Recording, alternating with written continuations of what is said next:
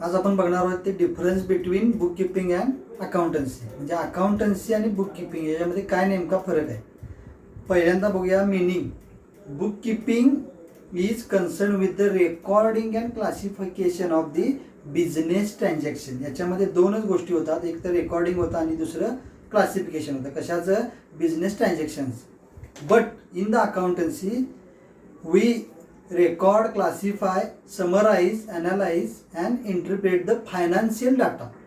Book किपिंगमध्ये business ट्रान्झॅक्शनचं recording होतं, बट इन अकाउंटन्सी फायनान्शियल डाटाचं recording, classification, summarisation and interpretation होतं. हा दोन्हीतला महत्त्वाचा फरक आहे. त्याच्यानंतर आहे stage.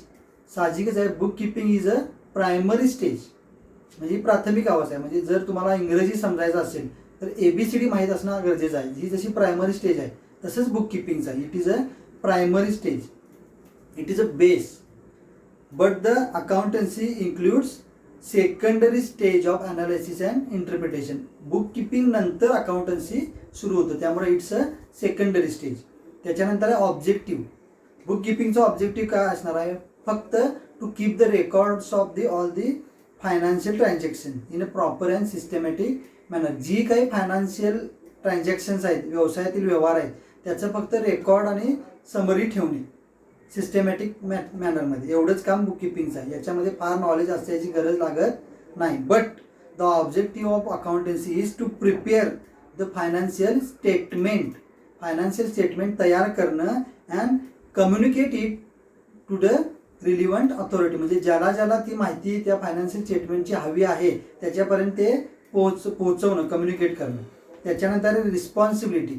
Junior staff is responsible for the book keeping. म्हणजे बुक किपिंगमधील माहिती भरण्यासाठी ज्युनियर स्टाफ जबाबदार असतो.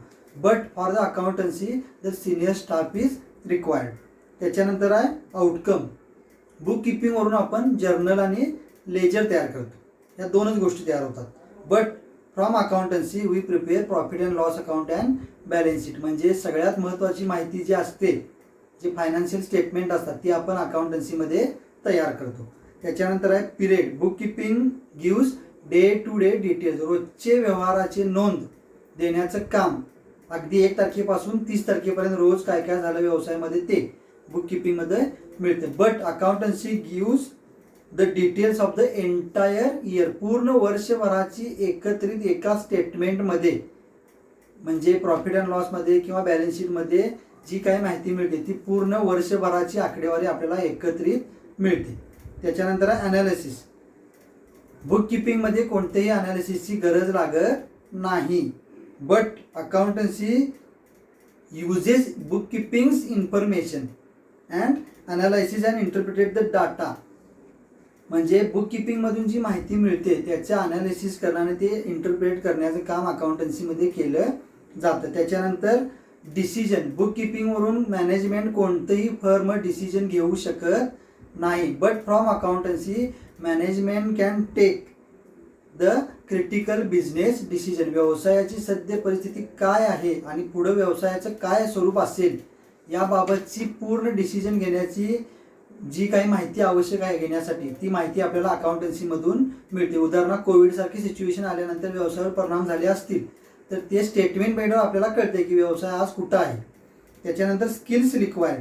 बुक किपिंग करण्यासाठी कोणती अनालिटिकल स्किल आवश्यक असत नाही. बट अकाउंटन्सीसाठी आपल्याला अनालिटिकल स्किल असणं गरजेचं आहे, तरच आपण प्रॉफिट अँड लॉस अकाउंट असेल किंवा बॅलन्स शीट असेल तयार करू शकतो. त्याच्याशिवाय तयार करता येणार नाही.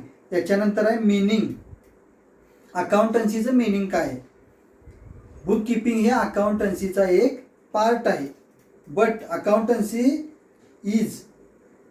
It is a means of collecting, summarising, analysing and reporting in monetary terms information about the business transaction. बिझनेसमध्ये जी काही माहिती आहे ती कलेक्ट करणं, त्याचं समरी तयार करणं, ते अनालायसिस करणं आणि त्याचं रिपोर्टिंग करणं, हे सगळं काम जे करतं त्याला अकाउंटन्सी असं म्हटलं जातं. त्याच्यानंतर याच्यामधल्या 3 स्टेजेस आहेत. पहिली आहे कशा पद्धतीनं अकाउंटन्सीचं काम चालतं. पहिली आहे कॅश बेसिस, दुसरी आहे ॲक्रुअल ऑर मर्कंटाईल बेसिस आणि तिसरी आहे mixed or hybrid basis. Under cash basis actual cash receipts and actual cash payments are recorded. म्हणजे कॅश आली ॲक्च्युअलमध्ये रोख पद्धतीने आणि कॅश व्यवसायातून गेली एवढ्याचीच नोंद आपण कॅश बेसिसमध्ये केली जाते. म्हणजे जे प्रोफेशनल्स आहेत, डॉक्टर्स, लॉयर्स, CAs, NGOs यांचे रोजचे रोखीचे व्यवहार काही वेळेला असतात. मग अशा वेळी त्यांच्याकडे किती कॅश आली आणि किती खर्च झाला याची नोंद ते कॅश बेसिसवर करतात. But in accrual or mercantile basis the revenue whether received or not, जरी पैसे आले असोत किंवा भविष्यात येणारे असोत, आलेले नसोत तरी पण, आणि एक्सपेन्सिस इन्क्युर्ड, खर्च झालाय पण त्याचे पैसे नंतर दिले असतील किंवा अजून द्यायचे असतील तरी पण त्याची नोंद करण्याचं काम ॲक्रुअल बेसिसमध्ये केलं जातं. म्हणजे any income earn whether received or not and any expense incurred whether paid or not, म्हणजे खर्च झाला असला तर त्याचे पैसे गेले असले किंवा नसले तरी त्याची नोंद करणे आणि इन्कम झाल्यानंतर त्याचे पैसे आले असो किंवा नसो त्याची नोंद करणे हे काम मर्कंटाईलमध्ये केलं जातं. आणि मिक्स्डमध्ये काय, रिव्हेन्यू आणि assets recorded in cash basis आणि expenses are taken on accrual basis. ही पद्धत, मिक्स्ड पद्धत भारतामध्ये वापरली जात नाही. त्यामुळे त्याची माहिती असणं एवढं गरजेचं नाही. फक्त एवढं सांगतो की रेव्हेन्यू आणि असेट कॅश बेसिसवर रेकॉर्ड केले जातात मिक्स्ड पद्धतीमध्ये आणि expenses are taken on accrual basis. त्याच्यानंतर characteristics of the accounting information. कशासाठी काय महत्त्वाचं याचे वैशिष्ट्य आहे. पहिला आहे रिलायबिलिटी ऑफ अकाउंटिंग इन्फॉर्मेशन. याच्यामधून आपल्याला रिलायबिलिटी मिळते. त्याच्यानंतर रिलिव्हन्स मिळतो, अंडरस्टँडेबिलिटी ऑफ अकाउंटिंग इन्फॉर्मेशन आणि कम्पॅरेबिलिटी. म्हणजे ही चार जी वैशिष्ट्य आहेत ती these are the qualitative characteristics of accounting information. याची माहिती आपण उद्या बघू.